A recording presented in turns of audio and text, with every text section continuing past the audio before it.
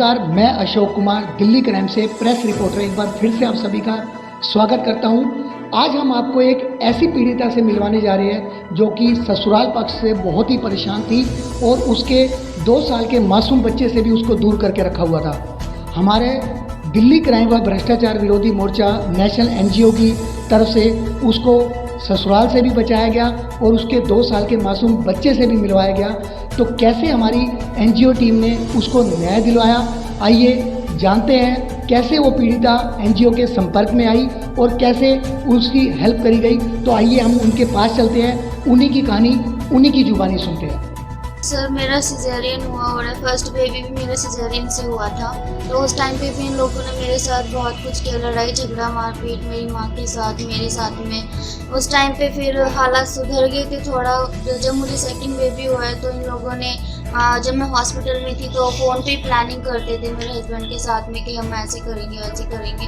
ये चीज़ मैंने भी सुनी थी फ़ोन पे।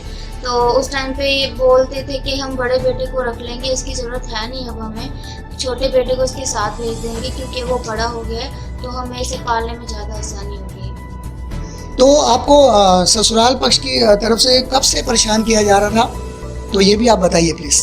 सर शादी के 1-1.5 महीने बाद ही मेरे ससुर ने, जब मेरी मम्मी मुझे फर्स्ट टाइम लेने आई थी घर के लिए, तो उन्होंने उसी टाइम पे फर्स्ट टाइम झगड़ा किया था 1-1.5 महीने बाद शादी के। तो वहाँ पे फिर थोड़ा बहुत बातचीत हो गई थी आराम से, लड़ाई झगड़े होने के बाद में कि छोटे मोटे झगड़े होते रहते हैं। तो फिर उसके बाद में लड़ाई झगड़ा चलता रहा सर। फिर मैंने भी समझौता किया कि मम्मी कोई बात नहीं, इतना झगड़ा चलता है तो घर में ऐसी कोई चीज़ नहीं है, ठीक है मैं यहाँ पे ठीक हूँ। उसके बाद में फिर जब मैं घर पे गई हूँ, घर से आने के बाद मेरे साथ वही लड़ाई झगड़ा और मेरे ससुर ने मेरे ऊपर गलत नियत रखी। तो क्या आपसे दहेज की भी डिमांड की जाती थी? जी सर, उस टाइम पे जब शादी के टाइम पे मेरे घर वालों ने कहा था कि देखो आपकी कोई भी डिमांड है हम पूरी करेंगे, आप हमें बताइए। तो उन लोगों ने बोला था, फर्स्ट टाइम पे मना कर दिया, लेकिन शादी के बाद मुझे दहेज के लिए मतलब फोर्स करने लगे कि तू अपने घर से इतने पैसे लेके आ और सोना चांदी लेके आ, अपने घर वालों से मांग। तो इस चीज़ के लिए मुझे मारा पीटा जाता था। जब मैं नहीं करती थी तो मुझे बहुत तंग रखा सर इन लोगों ने। तो ऐसा क्या था कि जो आप इतने सालों से शादी होने के बावजूद भी जो आप सहन कर रहे थे, ऐसी क्या चीज़ थी जो आप अपनी आवाज़ को आगे नहीं पहुंचाना चाहते? तो क्या किया जा रहा था आपके साथ, पूरा एक बार बताइए।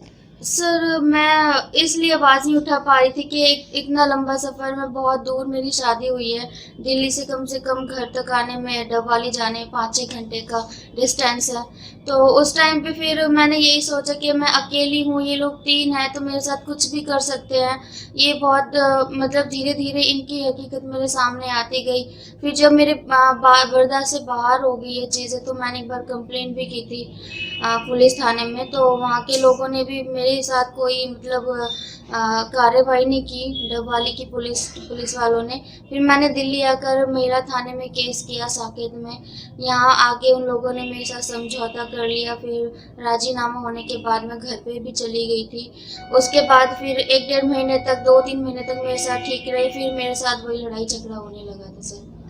तो अब आपको क्या लगा कि इनके ऊपर कार्रवाई होनी चाहिए, तो आपने कैसे स्टेप उठाया, किसने आपको प्रेरित करा इसके लिए कि आपके ऊपर जो अब अत्याचार हो रहा है वो काफ़ी हद तक हो चुका है, तो इसके लिए आपको किसने मार्गदर्शन किया?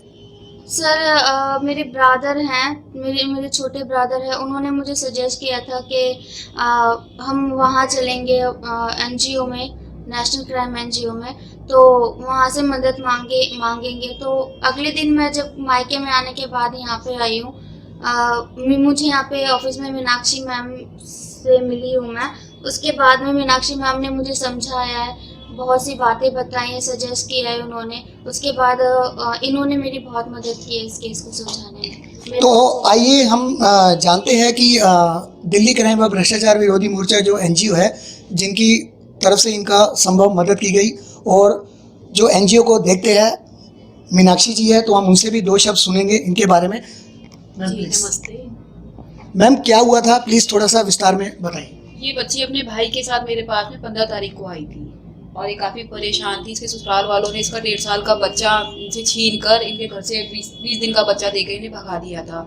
ससुर की कंप्लेंट थी कि ससुर इनके ऊपर शारीरिक संबंध बनाने के जिद मचाता था और आए दिन इनके पास में किचन में जाके इनको पीछे से पकड़ लेता था। इस चीज़ के लिए जब इसने रोक टोक करी तो ससुर ने इसके ऊपर अत्याचार करना चालू कर दिया। जब इस चीज़ की कंप्लेंट जब अपने पति को ये करती थी तो पति भी इनको पलट के मारा पीटी करते थे और इनकी सास को भी ये चीज़ें पता थी। सास को भी अगर ये कंप्लेंट करती थी सास भी कहते थे तो बेटे के साथ कोऑपरेट कर सकती है तो उनके साथ क्यों नहीं।